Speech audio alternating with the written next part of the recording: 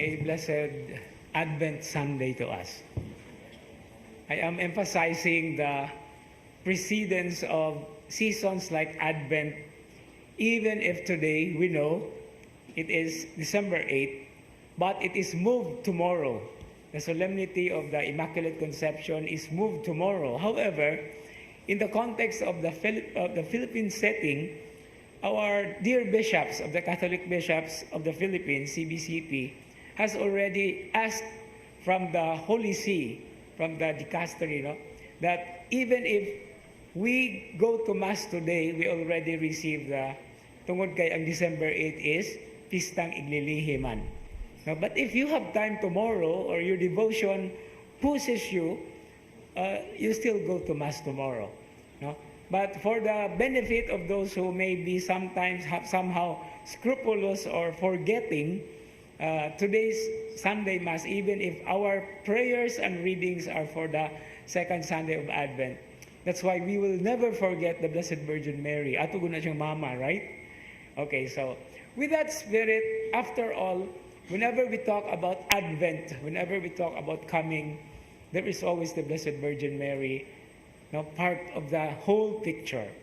Now, today's Gospel reading is a very significant part coming from the genius of the Gospel of St. Luke, or the evangelist himself, because he presents to us at the very beginning of today's Gospel reading a certain historical context to contextualize, aron ipahiluna nga ang pag-abot sa Mesiyas dili tumo-tumo.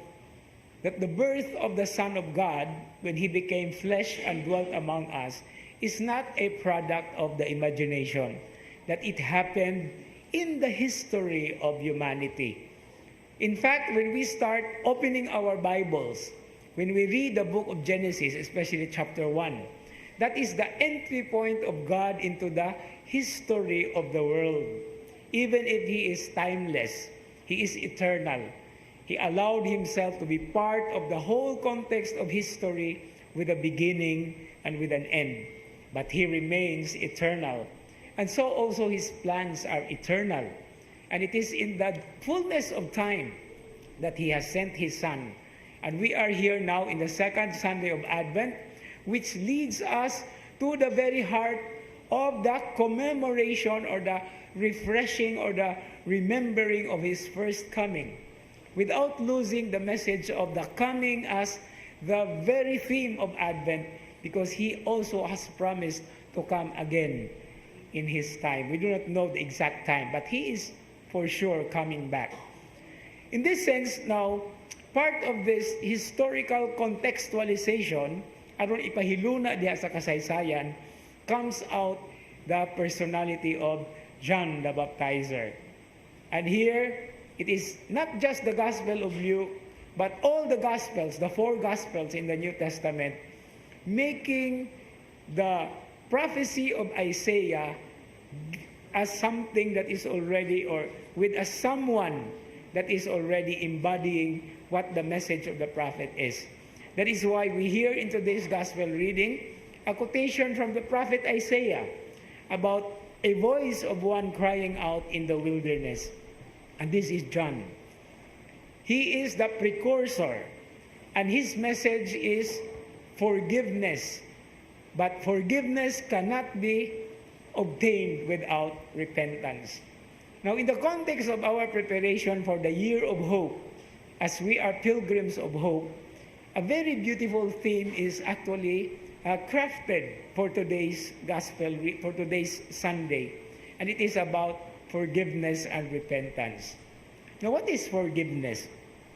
Forgiveness is actually from God. Gikan gyud na siya sa Ginoo. But the beauty of this forgiveness, it also becomes a gift.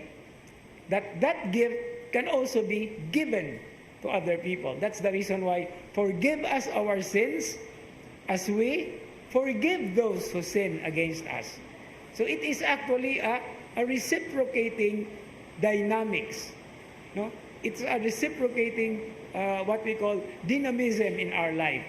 Ang kapasayloan sa sala, madawat nato apan dili kumpleto kung dili sad ta makapasaylo. Okay? That's why it's actually the beautiful word is to give. No? Forgiveness is being given, and once it is given, we who receive it will also give it back. Because this is the process and dynamics of forgiveness. But it is nothing without repentance. And repentance now comes from our part. Ang paghinulsol, ang pagbasol, ang paghinumdum sa atong mga kakulangan, sa atong kahuyangan, sa atong mga kasalanan. And this is the beautiful imagery that launches us or that brings us into the concept of pilgrimage. Ang atong pagpanaw, ang atong paglakaw, ang atong journey of the faith.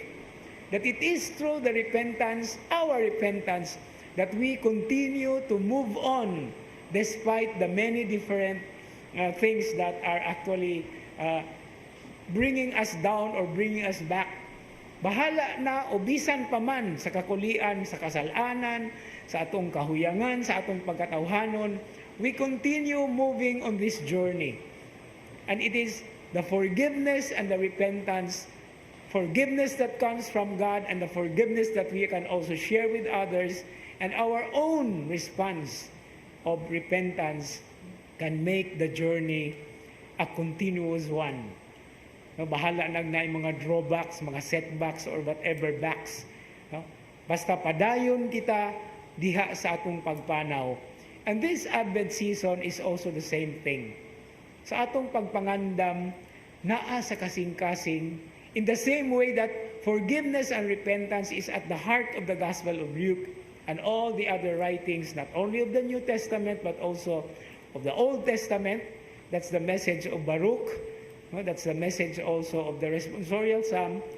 We are able to embrace the love of God that leads us through the pathways of life. Usahay gani kining gugma sa Ginoo. It's not just leading us. No? I would like to use the image pushing us on. No? Itukmod ta aron magpadayon. Apan pinaagi sa iyang kaluoy, sa iyang panabang, we may hopefully obtain and embrace the courage, okay, and the courage and sometimes the boldness, so that we are able to continue doing the steps in our own way of responding to it and in how God is leading us. Because according to Psalm 119 verse 105, the word of the Lord, the embodiment of His mercy and love, is a light unto our path and a lamp unto our feet. O, nabali ba to? Thy word. Manganta lagod ta. Talagsoon ra kayo na nato.